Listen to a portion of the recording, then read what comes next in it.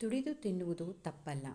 ಪರರ ಸಂಪತ್ತಿಗೆ ಆಸೆ ಪಡುವುದು ತಪ್ಪು. ಹಣ ಗಳಿಸುವುದು ತಪ್ಪಲ್ಲ, ಅನ್ಯಾಯದಿಂದ ಗಳಿಸುವುದು ತಪ್ಪು.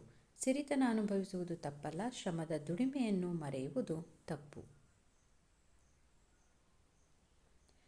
ಬೆಳೆಸಿದವರೆದುರು ಬಾಗಿದರೆ ಬದುಕು, ಅರಿವಿನೆದುರು ಬಾಗಿದರೆ ಬೆಳಕು. ಪ್ರೀತಿ ವಿಧೇಯತೆಗಳಿಗೆ ಬಾಗುವವರು ಎಲ್ಲರೆದೆಯ ಗೆಲ್ಲಬಲ್ಲರು. ದರ್ಪ ಅಹಂಕಾರಗಳಲ್ಲಿ ಬೀಗುವವರು ಕಾಲನೆದುರು ಉರಿದು ಬೂದಿಯಾಗುವರು. ಇದು ಜಗದ ಸತ್ಯ, ಯುಗ ಯುಗದ ಸತ್ಯವು.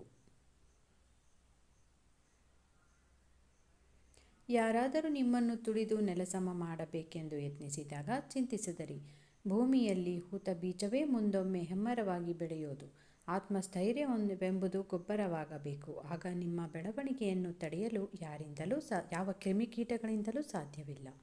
ಕಷ್ಟಗಳನ್ನು ಭೇಟಿಯಾದಾಗ ತಾಳ್ಮೆಗೆ ದಾರಿ ಸಿಗುತ್ತದೆ. ಅವಮಾನಗಳನ್ನು ಭೇಟಿಯಾದಾಗ ನಿರ್ಣಯಗಳಿಗೆ ದಾರಿ ಸಿಗುತ್ತದೆ. ಹಸಿವನ್ನು ಭೇಟಿಯಾದಾಗ ಅನ್ನದ ಬೆಲೆ ಗೊತ್ತಾಗುತ್ತದೆ. ಸೋಲನ್ನು ಭೇಟಿಯಾದಾಗ ಗೆಲುವಿನ ದಾರಿ ಸಿಗುತ್ತದೆ. ಮನಸ್ಸಿಗೊಂದು ಒಳ್ಳೆ ಮಾತು. ಇರುವುದೊಂದೇ ಜೀವನ, ಸಿಗುವುದು ಕೆಲವೇ ದಿನ. ತಿಳಿಯದೆ ಕಳೆದ ಬಾಲ್ಯ, ಗೊತ್ತಿಲ್ಲದೆ ಜಾರುವ ಹರೆಯ, ಕರೆಯದೆ ಬರುವ ಮುದಿತನ ಎನ್ನುವುದನ್ನು ಅನುಭವಿಸುತ್ತಾ ಬಾಳುವುದೇ ಬದುಕು. ಹೆಂಡತಿ ಆದವಳಿಗೆ ಆಸೆ ಇರಬೇಕು, ಆದರೆ ಗಂಡನ ಶಕ್ತಿ ಮೀರಿದ ಅತಿಯಾಸೆ ಇರಬಾರದು. ಗಂಡನಿಗೆ ಅಹಂಕಾರ ಇರಬೇಕು ನಿಜ, ಆದರೆ ಹೆಂಡತಿನ ನೋವು ಮಾಡೋ ಅಷ್ಟು ದುರಹಂಕಾರ ಇರಬಾರದು. ಗಂಡ ಹೆಂಡತಿ ಇಬ್ಬರಿಗೂ ಸ್ವಾಭಿಮಾನ ಇರಬೇಕು. ಹಾಗೆ ಒಬ್ಬರಿಗೊಬ್ಬರು ತಮ್ಮವರೆಂಬ ಅಭಿಮಾನವೂ ಇರಬೇಕು.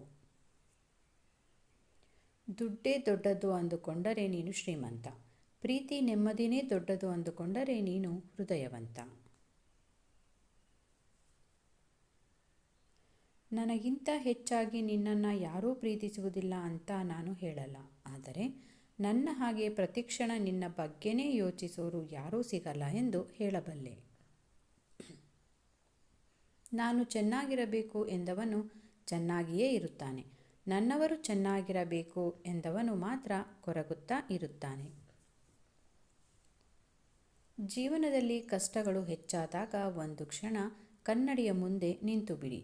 ಅದು ನಿಮ್ಮ ಕಷ್ಟಗಳನ್ನು ಪರಿಹರಿಸಬಲ್ಲ ಅದ್ಭುತ ವ್ಯಕ್ತಿಯನ್ನು ತೋರಿಸುತ್ತದೆ. ಸಂಬಂಧಗಳು ಚೆನ್ನಾಗಿ ಇದ್ದಾಗ ನಾವು ಮಾಡಿದ್ದು ಮಾತನಾಡಿದ್ದು ತಪ್ಪೇ ಆಗಿದ್ದರೂ ಸರಿಯಾಗೇ ಕಾಣಿಸುತ್ತೆ. ಅದೇ ಸಂಬಂಧ ಕೆಟ್ಟೋದಾಗ ನಾವು ಮಾತಾಡ್ತಾ ಇರೋದು ಸರಿಯಾಗೇ ಇದ್ದರೂ ಕೂಡ ತಪ್ಪಾಗಿಯೇ ಕಾಣಿಸುತ್ತದೆ. ನಂಬಿಕೆಯನ್ನು ಮೋಸ ಮಾಡಲು ಉಪಯೋಗಿಸಬೇಡಿ. ಪ್ರೀತಿಯನ್ನು ಸಮಯ ಕಳೆಯಲೆಂದು ಬಳಸಿಕೊಳ್ಳಬೇಡಿ. ಭಾವನೆಗಳ ಜೊತೆ ಆಟ ಆಡಲು ನೋಡಬೇಡಿ. ಎಲ್ಲರಿಗೂ ಅವರದೇ ಆದ ವ್ಯಕ್ತಿತ್ವ ಇರುತ್ತದೆ. ಅವರ ಜೀವನದ ಜೊತೆ ಆಟ ಆಡಬೇಡಿ. ಸ್ವಭಾವ ಎನ್ನುವ ಮುಖವಾಡ ಧರಿಸಿ 100 ಜನರನ್ನು ಸಂಪಾದಿಸುವುದಕ್ಕಿಂತ ಸ್ವಂತಿಕೆ ಎಂಬ ನೇರ ನುಡಿಯಿಂದ 3 ಜನರನ್ನು ಸಂಪಾದಿಸುವುದು ಉತ್ತಮ. ಜೀವನದಲ್ಲಿ ಸದಾ ಸಂತೋಷವಾಗಿರಬೇಕು ಅಂದರೆ ಭಾವನೆಗಳ ಕೈಗೆ ಬದುಕನ್ನು, ನೆನಪುಗಳ ಕೈಗೆ ಮನಸ್ಸನ್ನು, ಆಸೆಗಳ ಕೈಗೆ ಬುದ್ಧಿಯನ್ನು, ಜನರ ಮಾತುಗಳಿಗೆ ಕಿವಿಯನ್ನು ಯಾವತ್ತಿಗೂ ಕೊಡದೇ ಇದ್ದರೆ ಸಾಕು. ನಮ್ಮಿಂದ ದೂರ ಇರಲು ಬಯಸುವವರಿಂದ ಅವರಿಗಿಂತ ಮೊದಲು ನಾವೇ ಹೆಚ್ಚು ದೂರ ಉದ್ದು ಬಿಡಬೇಕು.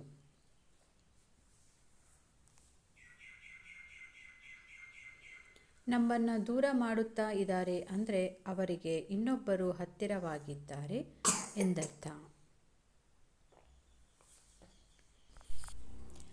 ಚಿಂತಿಸಬೇಡ. ಬದುಕಲ್ಲಿ ನಿಯತ್ತಾಗಿರೋರು ಯಾವಾಗಲೂ ಒಂಟಿಯಾಗೇ ಇರುತ್ತಾರೆ.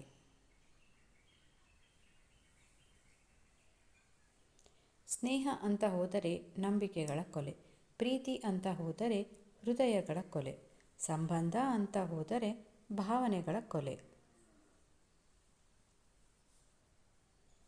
ನಗಿಸಿದವರು 4 ದಿನ ನೆನಪಿನಲ್ಲಿದ್ದರೆ ನೋಯಿಸಿದವರು ಜೀವನ ಪೂರ್ತಿ ನೆನಪಿನಲ್ಲಿ ಉಳಿಯುತ್ತಾರೆ.